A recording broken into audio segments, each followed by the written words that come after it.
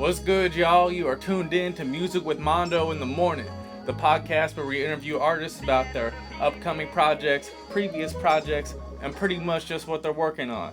Today, I got the homie Cmadd, better known as Cmadd, Yes, obviously. Sir. Thank you for having me. It's your boy Cmadd, artist, producer, entrepreneur, social media extravaganza, you motherfucking name it. I'm it. 1/3 of Dirtsquad Productions, LLC. That bitch trademark. Don't you dare try to steal that shit. It's your boy Cmadd. What's poppin'? Yes, sir. So shit, I guess just to kick it off, like, how's your year been going so far, bro? We're about a month in. I know you already been making motion. Man, I'm not gonna lie. This year started out like first things first. I was like, I'm just trying to grow this year. Like, I'm trying to help myself find that better version of myself and really just take it one day at a time. I took a break from drinking. Today is my first day back drinking, and anybody who knows me knows I like to drink. So, taking a little month off, I just had to get my head straight. Less than a month in, I feel like I've already made so many beats. Me and Spaceman have already cooked up like 5-6 songs. We got collabs coming. Like, I'm feeling good about this year already. Hell yeah, bro. That's what I like to hear. Like, I mean, I know your productivity and Spaceman's productivity be like off the charts. So like, ballpark, like, how many beats have y'all made so far this year? I gotta say at least 40.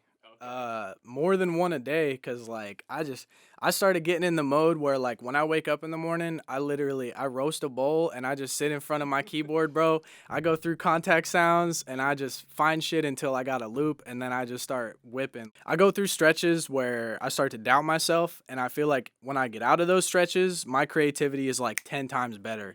You know what I mean? Like, my grandma wasn't doing too good, so for Christmas, I went out there to see my family and check on her, and I didn't bring the computer. At first, it was kind of trash, I'm not gonna lie. Like, not being able to make beats for 5 days was rough, but I think I needed to kind of give my brain a break and just, like I was reading, I was cooking a lot, I was just spending time with family. I was really just kind of enjoying life, and being...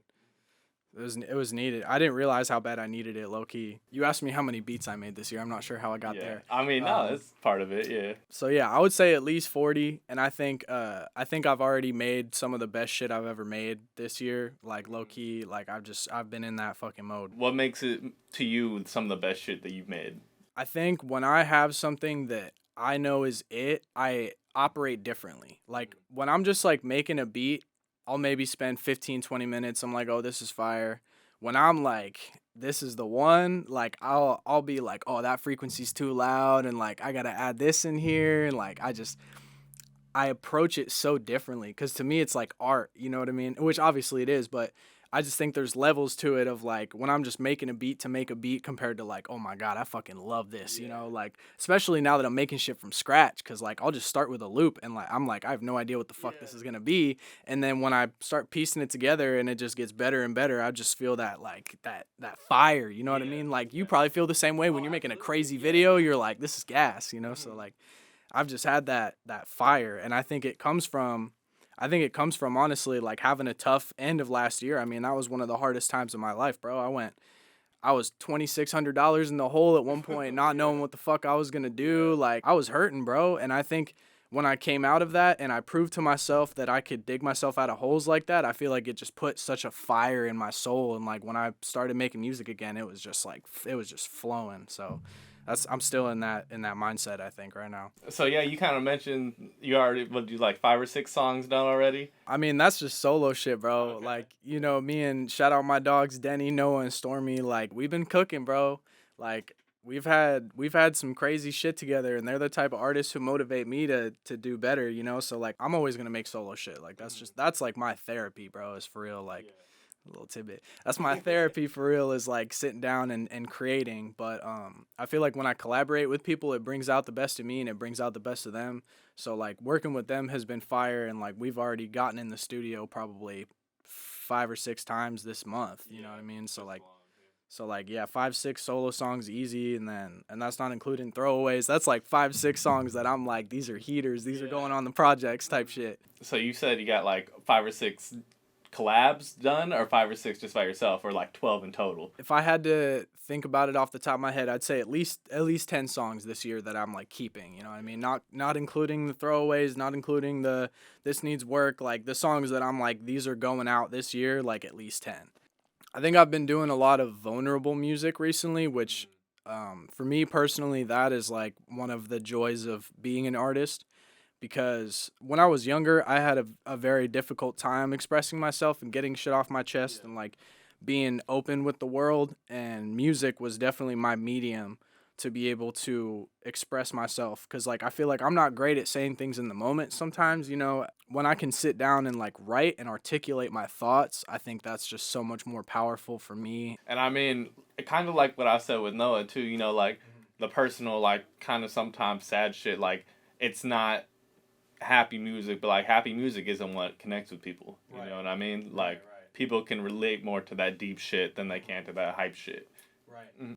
And I think that's because it comes from a place of like genuine, you know, that's like the most genuine music is when you're talking about heartbreak or depression, suicide, death, loss. All those things are so real. You know, anyone can get on the mic and talk about shit that's rollies and cars and whatnot. Anyone can do that. And like, you don't know if it, well, you know if it's real or not if they're Drake, but like anyone can do that. But like, can you really put your heart on your sleeve and like make music? Because that's why I started rapping, bro, for real. I started rapping because I needed something to like help myself feel right. So then when people told me that what I was doing helped them feel good too and like gave them an outlet and, oh, you feel the same way I do, I just ran with it. Because as soon as I realized that I could make people's lives better with something that made my life better, I was like, I'm never looking back. This is like all I want to do now. You know what I mean? I think I was 17. I made a song called Some Type of Way. I went to my bro's studio, paid a little $60, recorded it, put it out. I had no expectations. I made one Facebook ad, bro, like literally one ad, and it was Bart Simpson as Triple X. Like he had like the dreads and shit, and it was like him in a room with like rain and shit, and my song playing. And I swear to God, bro, that shit just went like within 2 days, bro. It was just like blowing the fuck up. Like people from Jersey, like my old friends from Jersey, were like, bro, this is you, and like I was like, oh shit, like this is it, this is it, this is it. And I had no marketing brain. You know, I was not who I am today. So I'm just like, oh, I made it. Yeah. Dropped my next song. No one gave a fuck. I'm like, oh shit. It just really stemmed from wanting to do something that helps me and helps the world at the same time. And like you said, that's what people resound with. I don't know. I'm always torn because I feel like now that I've put out the vulnerable music and people love it, I feel like when I put out my hard shit, it doesn't hit the same because they're like, oh, but like I'm not, you know, like they don't get that like traction or like love songs, like they don't get that like heart feeling. So I almost feel like I fucked myself over because now I'm like, fuck, can I even put out the hard shit still? Like, are people still gonna fuck with it? But yeah, that's kind of where my head's been at with that. Make music, make a difference, bro. That's what I'm saying. That's why y'all slogan is what it is. For those of y'all who don't know, make music, make a difference. That really stems from basically what I just talked about. But really, me and Rook had a moment one day where we were both kind of going through it. We were both kind of struggling, and we realized that we'd been making music for us, right? And that's, as an artist, that's the most beautiful thing you can do. And when you lose that, when you start making music for other people, you lose it. And it's like you're fucking everyone. You're fucking the audience over and yourself over because you're not making it for yourself. So make music, make a difference. That's really what that means, is make music for yourself and for others at the same time by doing it for yourself. Might be a little bit contradictory, but you get what I'm saying. I want to say, like, I've seen that, like, I've seen y'all's music making a difference. Like, Noah came on here last week, and he said, like, 4 or 5 times, like, I can't tell you how much I appreciate everyone in Dirtsquad and everything y'all have done for me.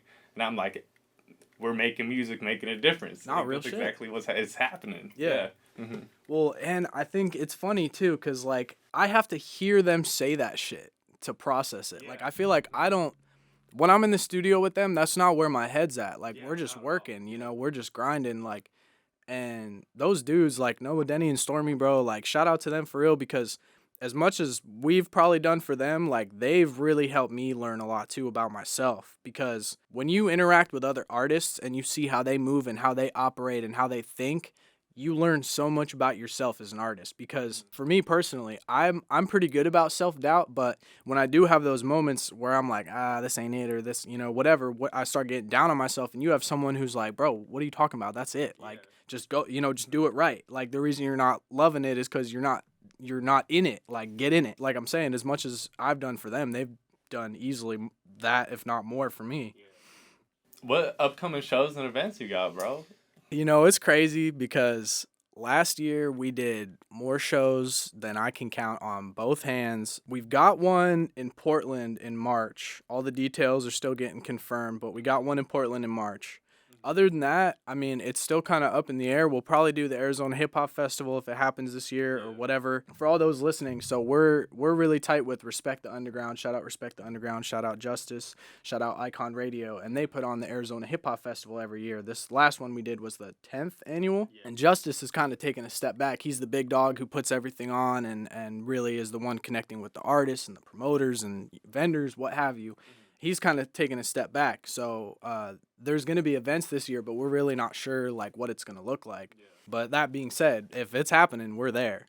So that's kind of up in the air. We'll probably do some events through Hot Valley this year. Shout out Hot Valley. There's not really a lot locked in right now. Like, I feel like I'm definitely focused on events, and like I got 2 projects that I want to drop this year. So when they drop, you know, I'll obviously want to do some sort of like a release party or something to that effect. But as of right now, just kind of playing it all by ear. Like, I love doing shows, but I'm really locked in with like, I want these projects to just be like I want this to be like the culmination of like all the shit I've been doing. So right now I'm trying to stay committed to the studio, and you know, that's really where my head's at. Turn that workout. Yeah, bro. And you know, if Rook was here, he'd be like, bro, we're gonna do 75 shows.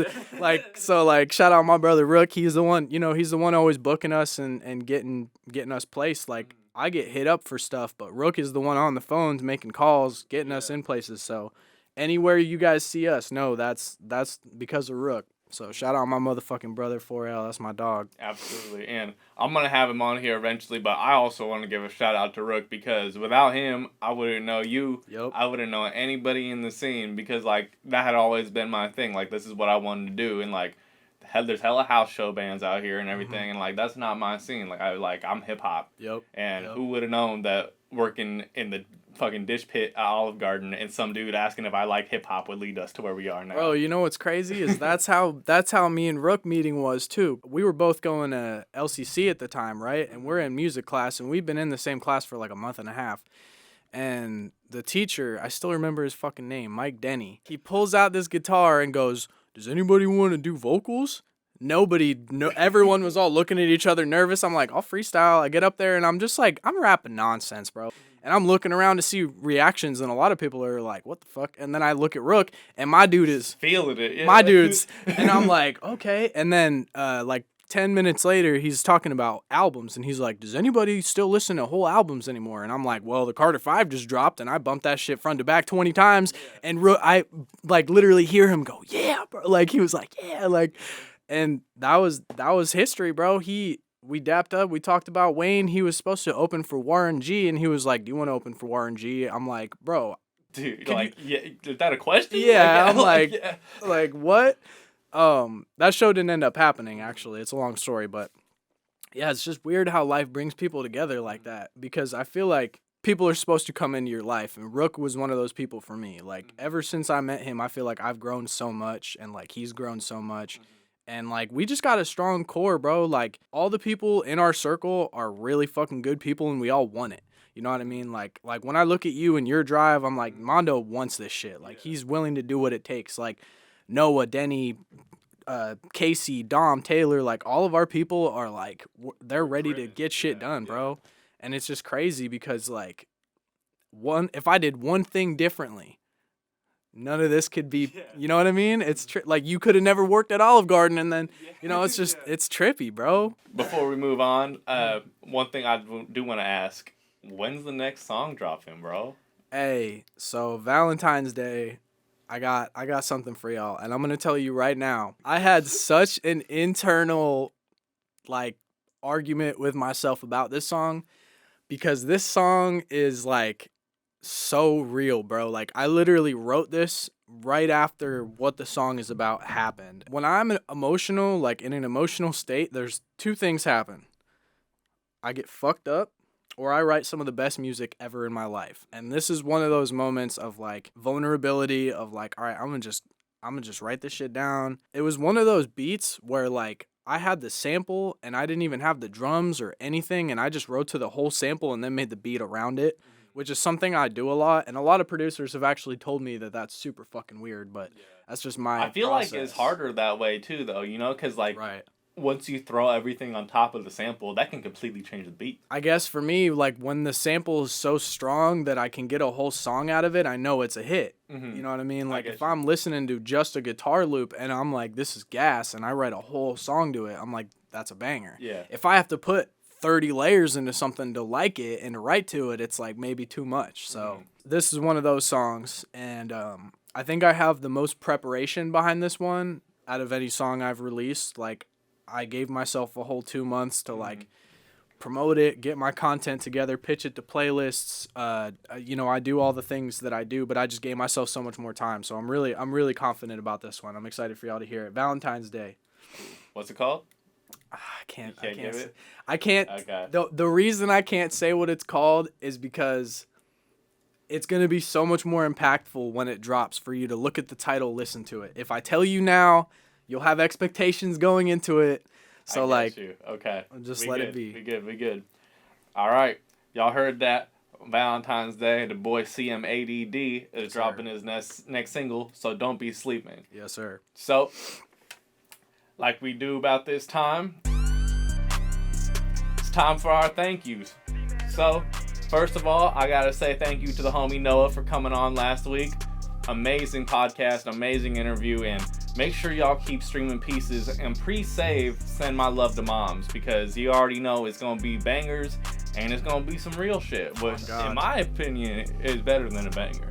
So, moving on, I want to give a shout out to the University of Oregon School of Journalism and Communication. Again, without them, this wouldn't be happening, because without them, we wouldn't have the place for the podcast to even be in, and we wouldn't have the camera equipment that all this is recorded on. So, shout out to UO School of Journalism and Communication. Can't say that enough. They're kind of why I am who I am today.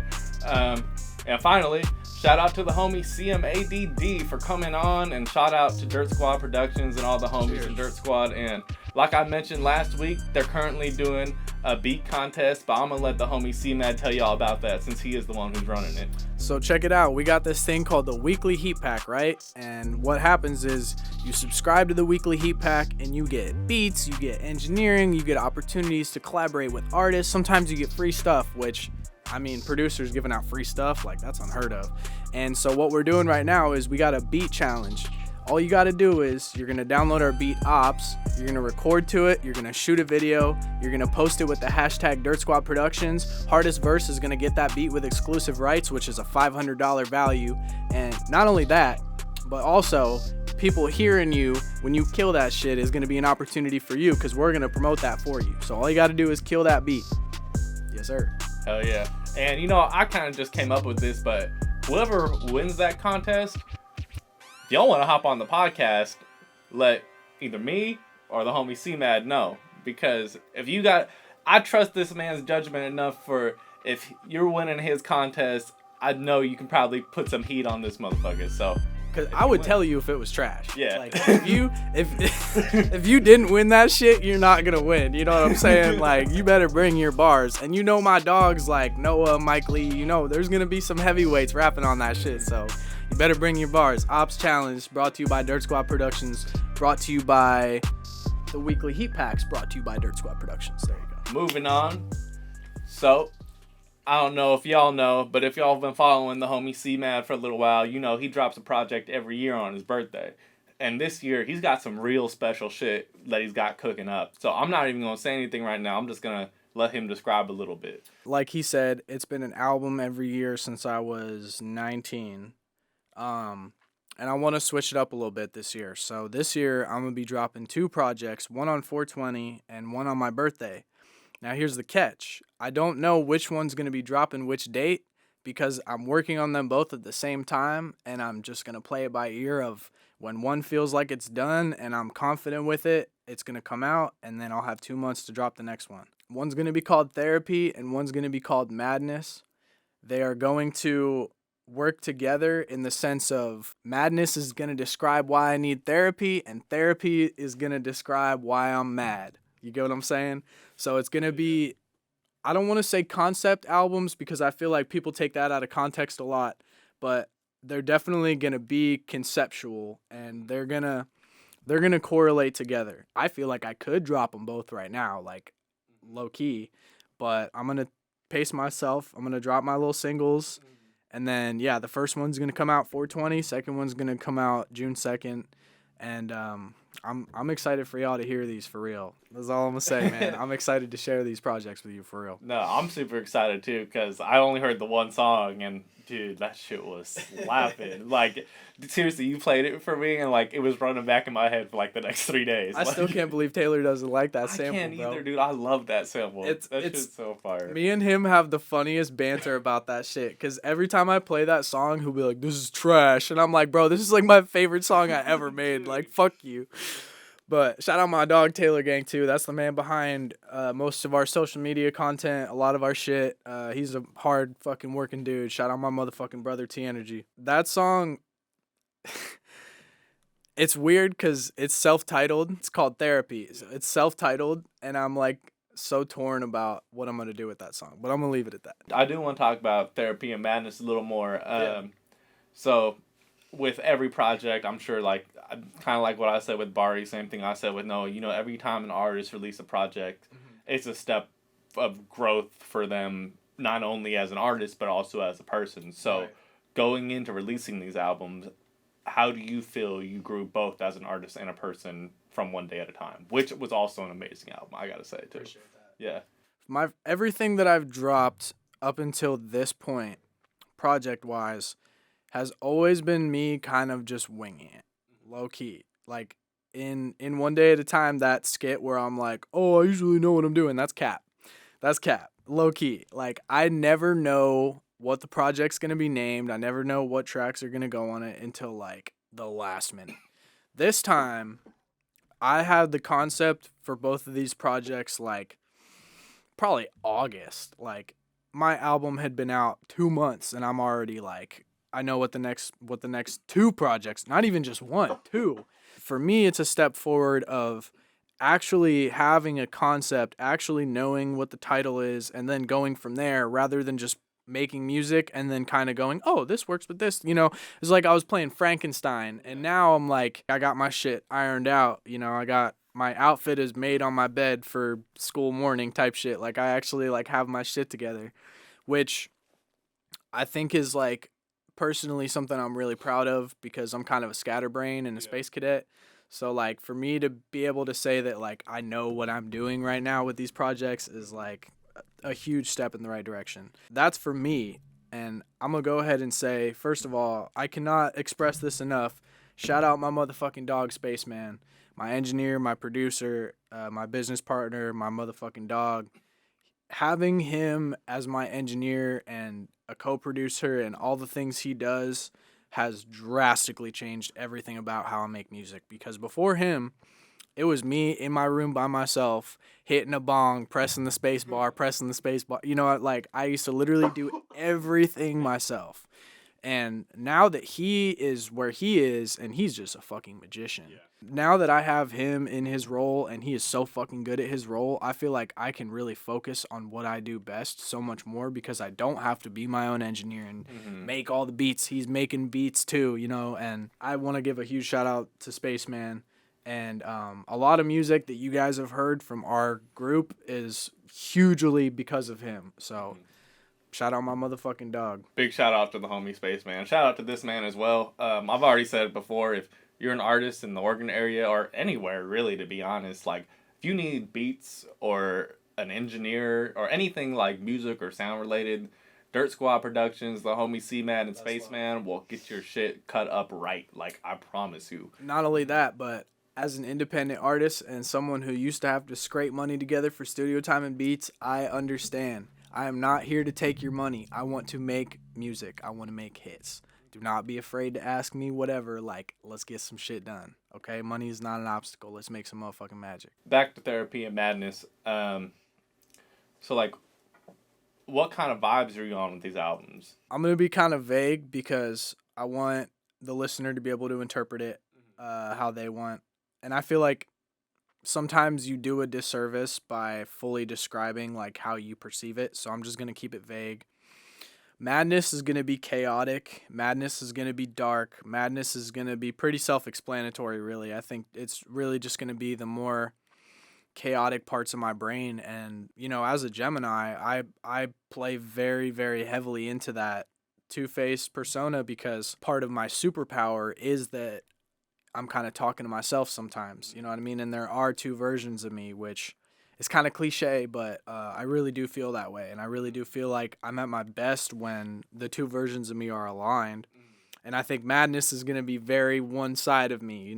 Madness is going to be very Cmadd, very artist, crazy motherfucker type. Like, that's going to be like that side of me. And therapy is going to be very much the other side of me, where I'm being real. It's going to be a lot of very real, very emotional, very honest, genuine music.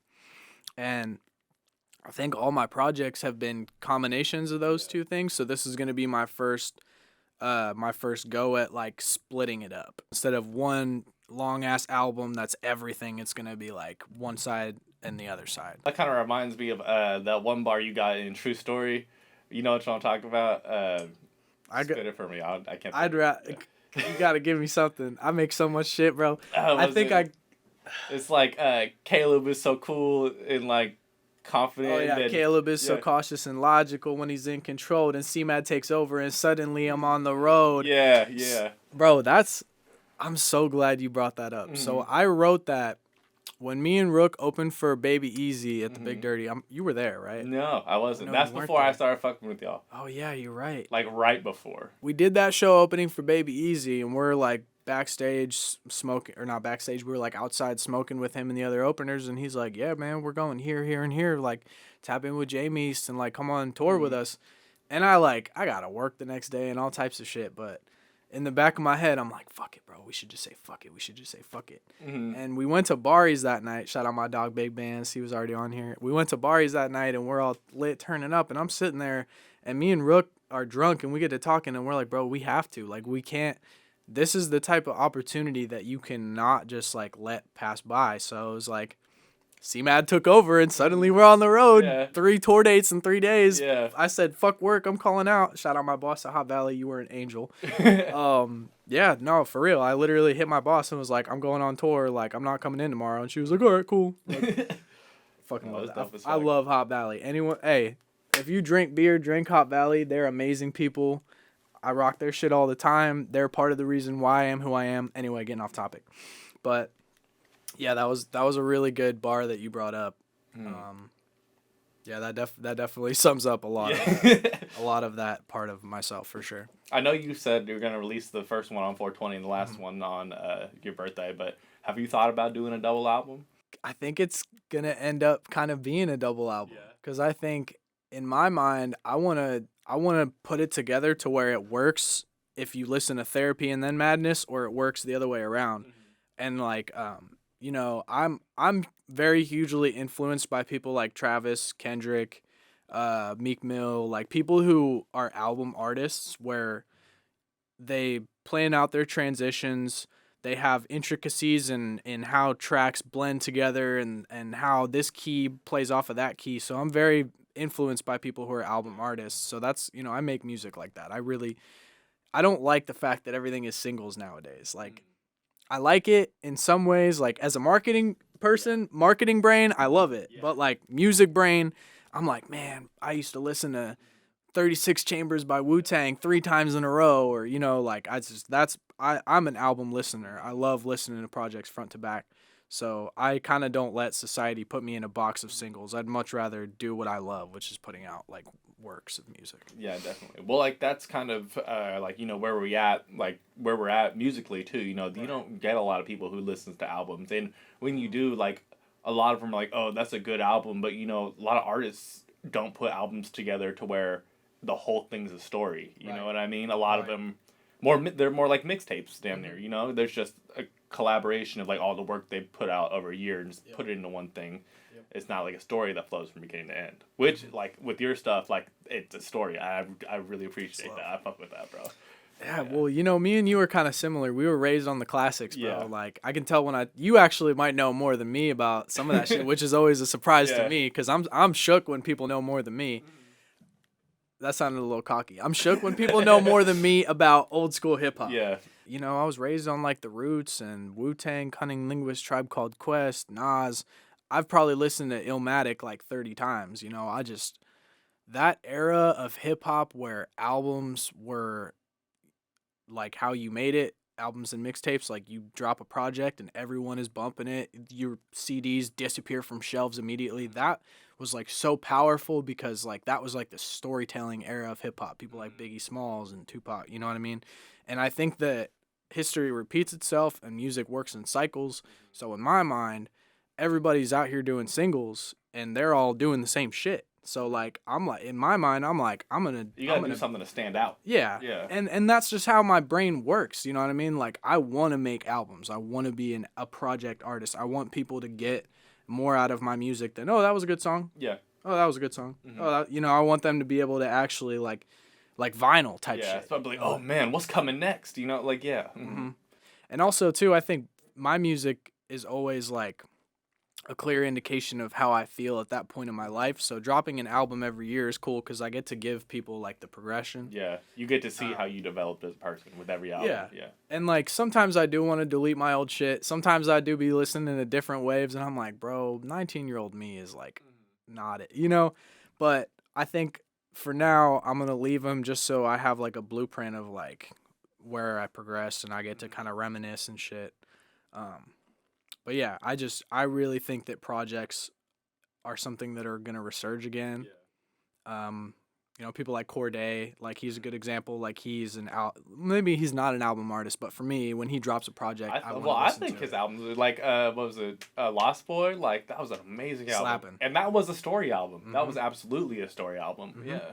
Yeah, and like like I said, Travis. I mean, he's one of my biggest influences, just as far as like sonically and like the way and production wise, because he's also a producer. If you listen to like Astro World, a lot of his older albums, the way that they flowed together and the emotions that he created were so powerful. So like, that's just really what resounds with me. Like anyone can make a song, but can you like put music together and make it make sense is like really what I think differentiates artists. One more time, when is Therapy of Madness dropping? 4/20, June 2nd.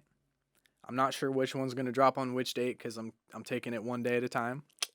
Keep streaming that one too if y'all ain't heard it. Hey, full of bangers. If you ain't heard One Day at a Time yet and you have the nerve to look me in the eyes and shake my hand and act like you my friend, we're gonna have some problems, bro. Like but yeah, Therapy Madness, 4/20 and June 2nd. And Valentine's Day. Don't forget this man's dropping a banger on Valentine's Day too. Before we get into the verse or anything, is there anybody else you want to shout out or anything else you'd like to mention? Everyone in this circle, bro. I'm proud of you for real. Like I feel like you are someone who motivates me, and like I need that for real because like I know from an outside perspective, people are always like, yo, your workflow is crazy, but I do get in my head about shit. Yeah. And when I have people like you, Noah, Stormy, Denny, Rook, Casey, who push me to keep going, I mean, just my whole team, bro, for real. Shout out my boy Dom Julio. Shout out my boy T Energy. Shout out Spaceman. Shout out Barry Bands. Shout out No Offense. It's Denny.